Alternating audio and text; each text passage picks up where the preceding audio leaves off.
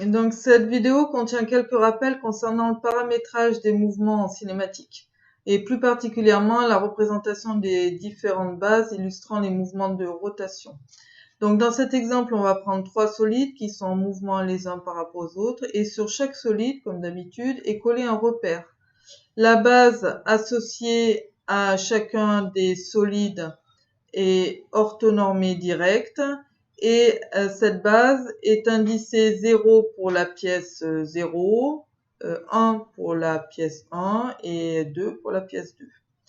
Si 1 est en mouvement de rotation par rapport à la pièce 0 et que ce mouvement de rotation se passe autour de l'axe Z0 et que le paramètre choisi est l'angle alpha, le paramètre angulaire, alors pour illustrer ce mouvement, on réalise la figure suivante.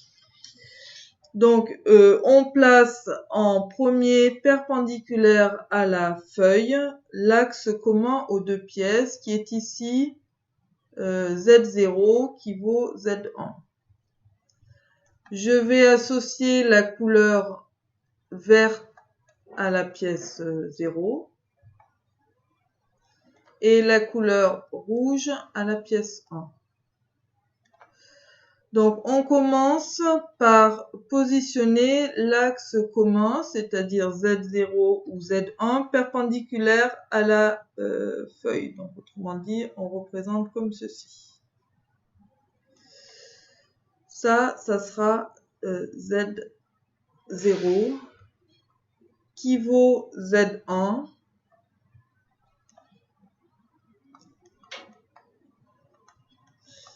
Et ensuite, on complète la figure représentant la base de référence par rapport au paramétrage, c'est-à-dire la base 0. Donc, je complète avec deux autres axes de telle manière à ce que cette base soit directe. Et si j'ai Z0 qui vient vers moi, alors X0 est ici et Y0 est là. Une fois qu'on a positionné cette base de référence, on positionne la deuxième base, ici celle liée à 1, en faisant apparaître l'angle, le paramètre angulaire qui est noté alpha. Donc Z0 est Z1 est déjà positionné, reste à positionner les deux autres axes, de manière à ce que la base soit encore une fois directe, et on trouve le paramètre angulaire ici qui est alpha. Attention, il faut toujours représenter cet angle alpha positif et plus petit que 90 pardon. Donc je marque ici toujours représenter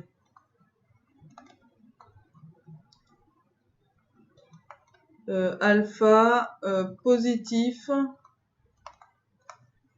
et plus petit que 90 degrés.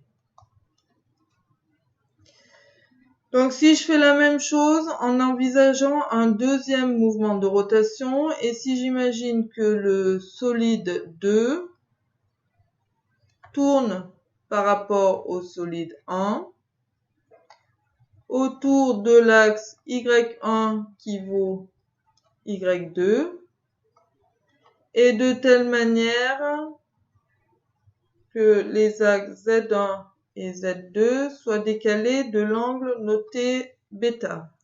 Pour illustrer ce mouvement, comme on a fait tout à l'heure, on commence par mettre l'axe commun, ici l'axe Y, perpendiculaire à la feuille.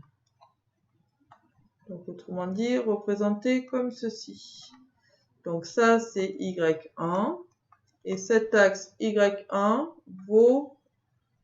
est égal à Y2. Ensuite, je continue la méthode de tout à l'heure. Je complète cette base avec deux autres axes, ici, qui vont être la base de référence par rapport au positionnement angulaire, donc la base 1, Si Y vient vers moi, alors pour que ce soit direct, il faut que Z1 soit ici et X1 soit là. Une fois que ma référence est positionnée, je peux mettre en place la deuxième base 2, décalée angulairement par rapport à la base 1. Donc ici, j'aurai Z2, ici X2. Et entre les deux, je fais apparaître l'angle bêta.